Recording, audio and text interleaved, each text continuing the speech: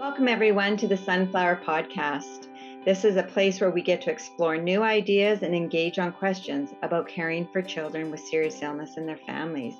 We really try and take a global lens at this, knowing that children and families everywhere can benefit from pediatric palliative care. My name is Camara Van Breemen, and I'm a guest host today on the podcast. I am a volunteer with Two Worlds Cancer Collaboration and work full-time as a nurse practitioner in Vancouver, Canada, at a place called Connect Place Children's Hospice. I'm super excited today because we're going to be talking to Michaela Wallis, who is a music therapist. So welcome, Michaela. Thank you so much. I'm really excited to be here. Oh, so good. So let's just jump right in and help us understand what music therapy is and how you use it to support children with serious illness. Definitely.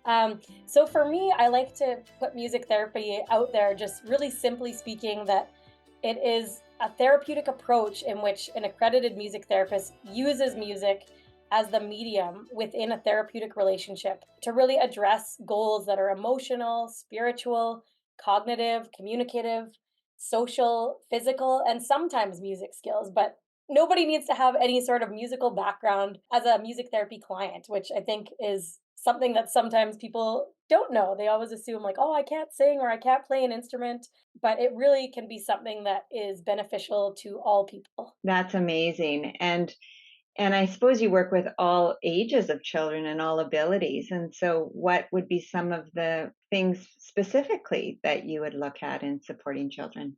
Yeah, so I think particularly in this palliative care world, I think often a big piece of music therapy that I use with these children is providing opportunities for self-expression, even just adding empowerment and being able to normalize things when they're dealing with all these heavy situations, or maybe we're using music to build coping skills for them. I love being able to help especially children that are nonverbal build communication skills and find a way to communicate, or for a child that's maybe starting to lose the ability to communicate, how can we use music to further their skills and being able to continue to communicate with their loved ones. It's so true, isn't it, that music can really allow for connection, Mhm. even without words, right? And that ability to connect deeply. Exactly. Exactly. And I mean, another area too, like being able to use music for just building relaxation or anxiety and pain reduction. Like music is just brings such a sense of quality of life to people, even for people that are, not palliative and not sick. Like music has a way to connect with people and just bring joy and bring emotion to the surface. So I feel like it's just such a beautiful tool to be able to use it in my work. That's amazing. And so you obviously are very passionate about your work. How did you come to this line of work? How come you're here doing this work now? You know what? I feel like for me, it kind of starts a ways back. My mom was actually a speech pathologist at Alberta Children's Hospital. So from like as long as I can remember, I used to go in with her and sometimes volunteer, and I loved, meeting some of these amazing children that she worked with. And so I think I was always interested in building communication and things like that.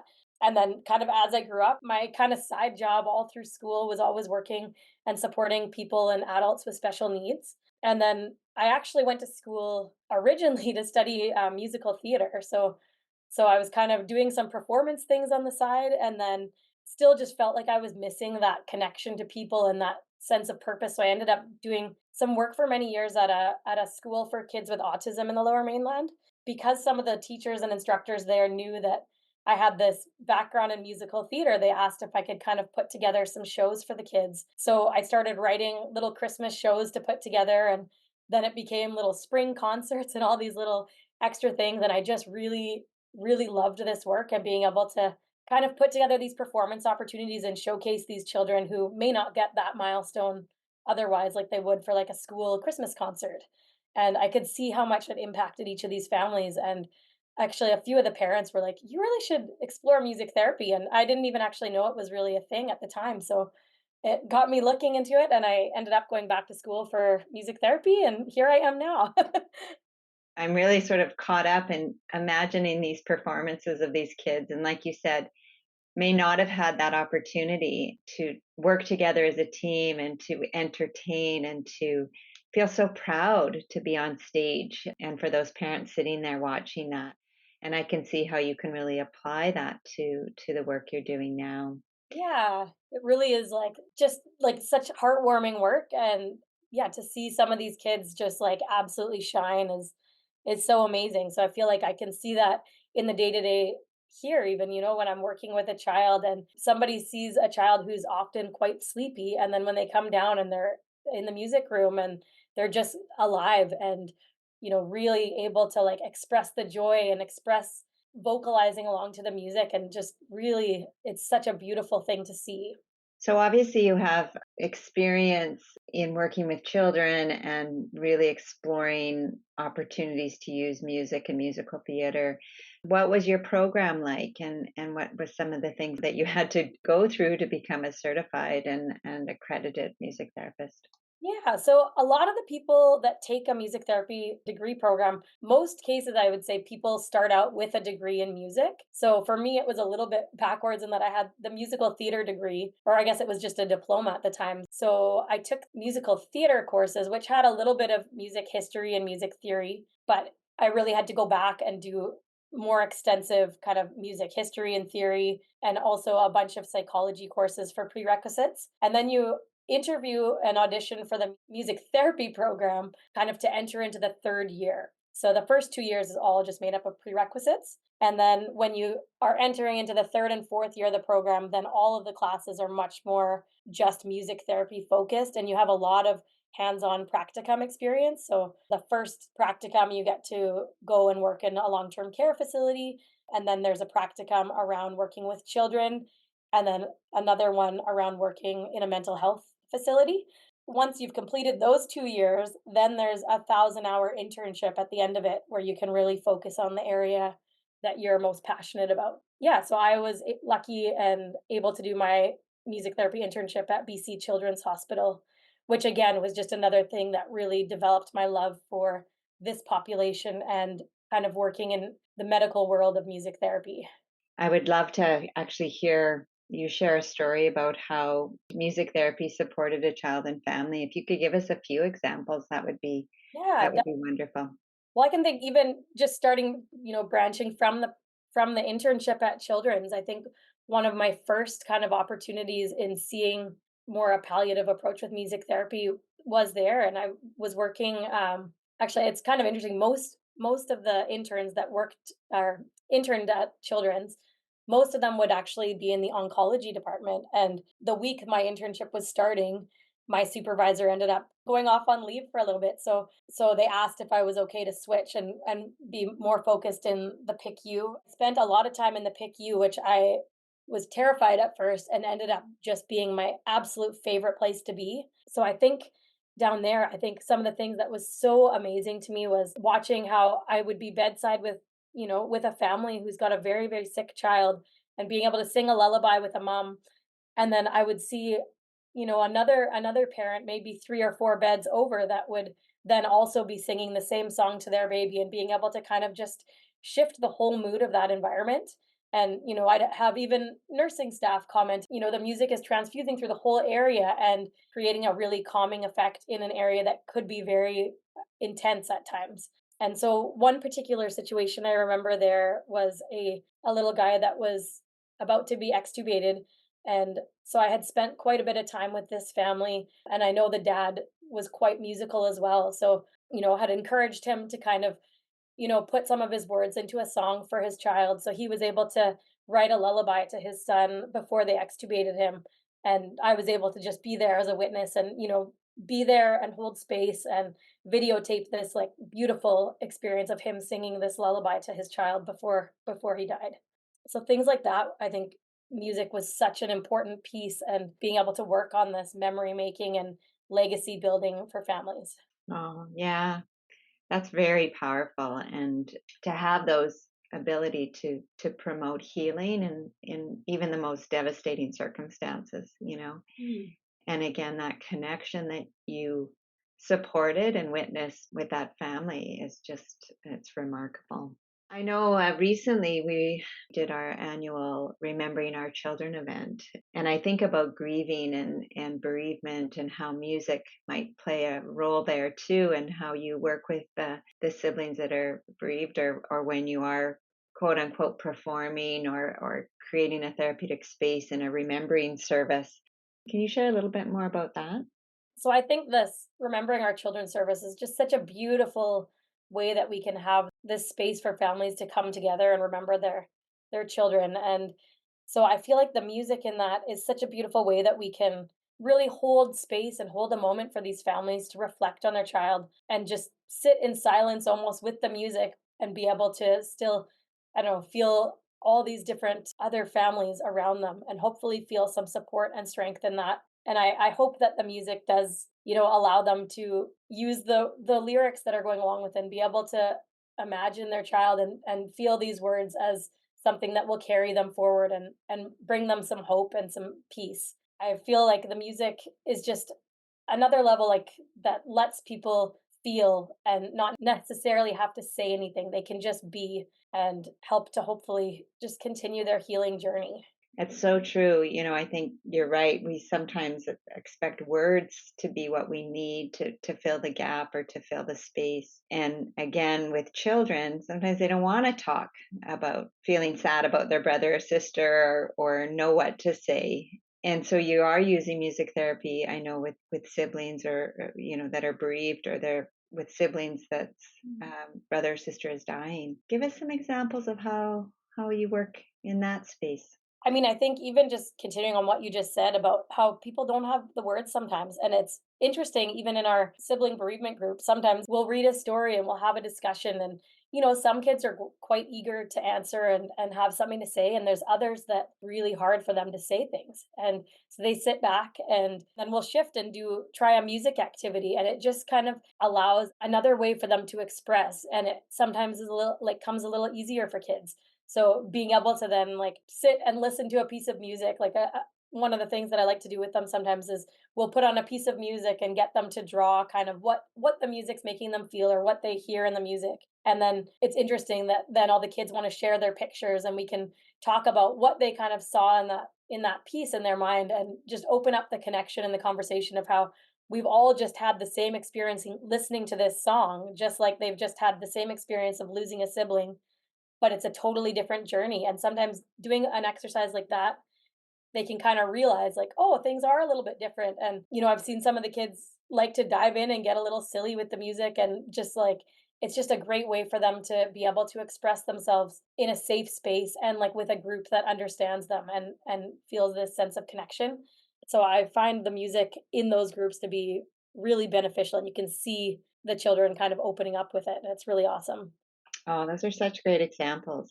Yeah, amazing. So you know how lucky we feel to be able to have you and also Karen that works here as well in terms of having music therapists. But I do know there's lots of environments that don't have access to a Michaela. What would be your advice around people that aren't accredited necessarily, but have kind of music up their sleeve or their ability to even put on songs, to be able to change the mood? What would be some of your advice in working with children? I mean, I think one of the big things, especially I notice this all the time at the nursing home, I see people feel like, oh, like music would be great. And I know this person loves music and they'll just turn the radio on and leave it. But I know that this is not the music that this individual loves, or that's not what's going to be impactful for them. So I feel like the first thing would be like music that is important to the individual is always going to be the best. So are able to ask questions and be curious and offer choice if they're able to make it. And so maybe it's finding out what just a little bit more information, like what kind of music do they like, or if they're not able to speak about it, what's their family background, what language do they speak, what might be the music that is most familiar to them, because I feel like having familiar music is the thing that's going to be really the most settling. I think being able to offer something like that, I think there's lots of ways that you can access music without a music therapist. Like if there's maybe volunteers in the community that play the guitar or play, whatever instruments local and something that might be loved by that individual, to be able to tap into those resources and use them. Like I feel like live performances, if it's the right timing, can really uplift a mood. Like if a patient is up for something like that, or even being able to build playlists of music and have songs that will encourage being able to reflect on like happy memories or safe places and things that would be meaningful to that person, I think could be really helpful. That's great. That's really good advice. Find out who the person is and how you can really engage in what they want and need. Any other thoughts about, you have a busy ward of children, many, many beds, and you have half an hour. They're all getting maybe some infusions and different kids are getting different things. What would you maybe suggest in an activity, a music activity that might be good for kids of different ages and abilities? I always love, like, if I'm running a music group, like giving opportunity, like I think especially for these children who are very sick, like I feel like they don't get a ton of choice in their day. So providing any opportunity where it's allowing them an option and a choice and something to just help empower them, I think is always great. So maybe it's even you going around and picking a music video or picking a song to listen to, giving them that opportunity. Or like, if you have some instruments around and they're in a place where they feel like playing something and are able to, then sure, like giving options to do things and options to say yes or no, I feel like in itself is such a big thing that these children don't get often.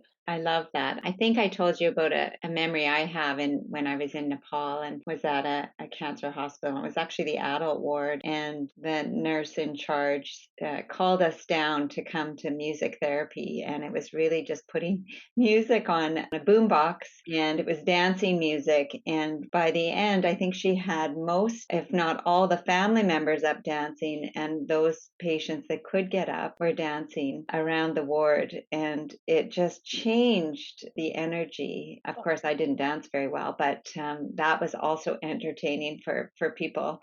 So I just think there's just ways that we can infuse it, can't we? I love that. And like I think there is something, especially when it comes to kids and like playfulness and music, I feel like those are things that it's so hard to resist. I've seen so many times when I was in the PICU at Children's, you'd see a very sick child and then I'd come over with a bin of instruments and slowly they'd perk up and they'd sit up and their curiosity would take over. And like to have a moment like that where the parent can now witness this very sick child playing and acting like a child should, and like having these moments of joy, I think is just incredible. Like that, it reminds me of actually one of the home visits with the ECC team here. It was like really cool to see. I was thinking, I'm like, okay, I'll probably be more there to support the sibling and just kind of help engage him while the teaching of the different medical equipment is happening with the parents. And that did happen with the sibling. And then to my surprise, the little guy who was quite sick was then able to like sat up and scooted down on the floor and started digging through the instruments and just engaging with us, and like being able to have this like joyful moment, I think is such a wonderful thing, and for the parents to be able to witness that too.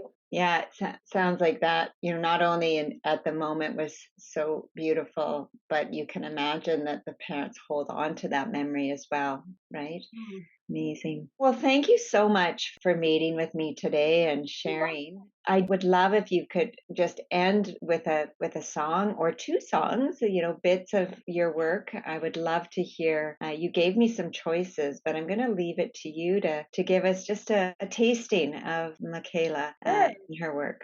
Okay. Thing that I love too is, when I come upstairs and go check in with the kids upstairs, you never really know, how are they feeling today? Are they having a moment where they feel really great and are wanting to engage and play? Or, is it going to be a day where they're feeling lower and it's going to be a more receptive kind of music therapy experience for them? So maybe I'll try something that like, yeah, just show how we can switch it up. So most times when I see some of the kids here, I like to start out with a little hello song. So maybe I'll give a little sample of how I would do it if it was a more playful, energetic day and they're going to play instruments along with me, and then how it might look if I was having a more slow, receptive music therapy day. Hello, hello, how are you today? So I might stop and be kind of cheeky with them that they can kind of respond and have this moment back and forth. Hello, hello, let's make music and sing and play. And another part of this that I love doing too is um, I do a little la la section, but sometimes some of these children love to vocalize along to the music. So I'll listen to how they're vocalizing, and I'll try and copy kind of the sounds they make and try and really empower that voice of theirs to come out. So it might be like la la la la la la la la la. Or we've got a little guy that loves to make sound effects and like hilarious things. So sometimes if it was someone like him, I might engage him with like meow, meow, meow, meow, meow, meow, and just something silly, but just to kind of encourage that response. Oh, I love how dynamic that is, back and forth and sharing, Yeah. Amazing. Yeah, and then this would be a little like if it was a child that, was feeling a little sleepy or I'm just playing bedside, but they know that I sing this song to start a session, then it might be a little bit more like this. Hello, hello. How are you today? Hello, hello. Let's make music and sing it. Something like that. That's amazing. I love that. Yeah, so I'm like, it's always fun to use music that you can switch up or like a favorite of mine. I mean, so many of the kids I feel like are just obsessed with Paw Patrol. So taking something like Paw Patrol that's like a child's absolute favorite thing to watch and then being able to make like a lullaby version of that. I love doing things like that where it's, a song or something that the kids are so familiar with and comfortable with and making it tangible for how they're feeling in the moment and how it might support them on that day. That reminds me again to think that, probably a lot of kids across the world know Paw Patrol, but I'm sure there's many traditional family songs and cultural songs that also can be changed into ways that are really meaningful for that particular family. So just again reminds me of how flexible this can Yeah, be. and I think that would be something that anybody could do, like, you could easily change a song, like, another favorite of mine, if you've got a family that's like, "I love rock and roll," I love playing something like "Sweet Child of Mine," but as a lullaby. So, I think songs are so easy to switch into whatever style you need it to be like, and I think in music therapy, they follow something called the ISO principle, which, you really try and match the client's current mood and you've always kind of got to start there. So if I've got a screaming child, I'm probably not going to start out with a really slow lullaby. I've got to kind of match the energy that they're at. And then hopefully together we can slowly shift and bring them to a place where they're more settled. But I think just being able to meet a child where they're at and engage with them with their familiar songs and play around with it, have fun with it. And like, there's a little guy here that is often feeling quite tired and thinks it's the most hilarious thing if I just put myself out there and be ridiculous and I'll sing the most ridiculous rock and roll songs or even last time a rap song in a lullaby style and he just thinks it's the greatest thing in the world. So I think just not taking yourself so seriously and just have fun with it and just, meet the kids where they're at. Well, I have to admit, I do not know the Paw Patrol lullaby because my children are in university. So maybe you could give us the Paw Patrol lullaby. Oh, sure. I would love to. Paw Patrol, Paw Patrol, be there on the double. Whenever there's a problem round Adventure Bay, Ryder and his team of pups come and save the day. Marshall rub the chase, Rockies in the sky. We're on the way, Paw Patrol, Paw Patrol. Whenever you're in trouble, Paw Patrol, Paw Patrol, will be there on the double. No job's too big, no pups too small. Paw Patrol, ready on a roll. Here we go, Paw Patrol, whoa, whoa, whoa. Paw Patrol, whoa, whoa, whoa, Paw Patrol. Thank you so much, Michaela. And again, thank you for taking this time and giving us some information about music and the riches it can bring to our clinical work. Of course, I'm so happy to be here and excited to share about music therapy and this work that I get to do and have the privilege of doing with children. Take good care. Thank you so much. You too. Thank you for listening to this episode of the Sunflower Palliative Care Podcast. These podcasts grew from the seed of an idea as we talked with our colleagues in the Sunflower Children's Network. The Sunflower Children's Network is an initiative of Two Worlds Cancer Collaboration, which focuses on children's palliative care. We hope to build a world where no child suffers from serious health-related suffering. To learn more or to donate, please visit twoworldscancer.ca.